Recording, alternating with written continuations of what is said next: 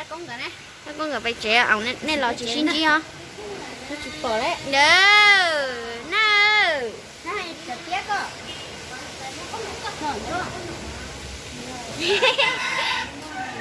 Cái chín cho này tay đó.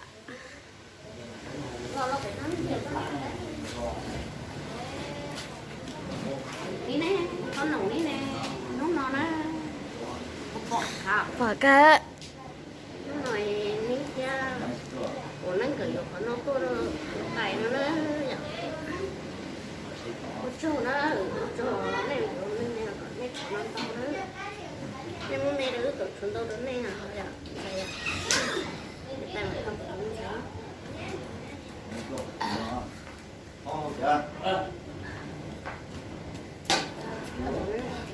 Tay của nó. Này của đúng lúc xưa này nó nói chúng mình thích phá của qua đi á. Sốt shit. Cái gì hôm nay nó chỉ muốn non tê của đó. Cái chia liền ấy chỉ kia nó của tôi không có cho nó. Nó nói vào lên thay bé uống nó nè. Cũng thì nhớ chuyện gì tôi nó bé nó. Mà tay này tay nem nát. Cho nó chia quỷ lắm có đúng lúc hết của ta chỉ cho bé uống nó thế này. Thế tôi che kín để nó phải bé trở mấy cho cái cho chứ đó.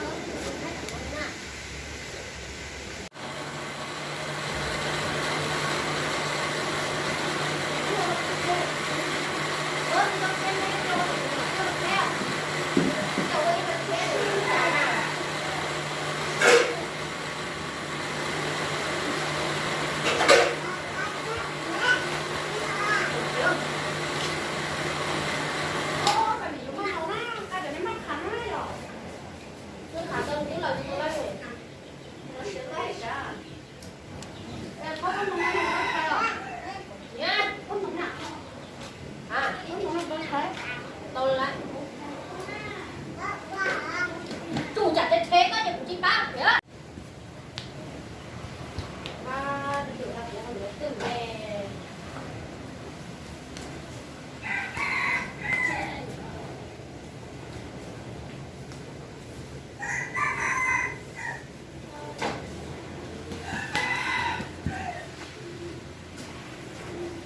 Nè nó vẫn chuẩn.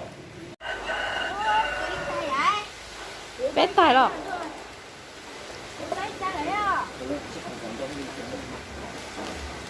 Cháu này thì cháu cá sổ. Trời trời kêu chị cá là tao nó ném cá nó có nó im bầu rồi. Nó cũng chỉ cần những cái cho cá rồi. Mấy anh gặp bao lâu nó? Số. Mấy thấy mà. Có tay nè nó gỡ mà căng thấp lên, gỡ nó cá cha nó nói bà lên thầy nó đó.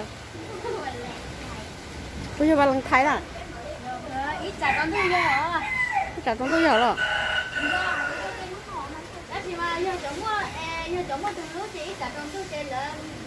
Và dục ba một đó đó. Ê chị trả trong tôi mà vô ba. Ít chả con thu mà thế đi cho nó em cái kia nó mà cho thành phố chơi nó cũng chi này. Ông đã lo.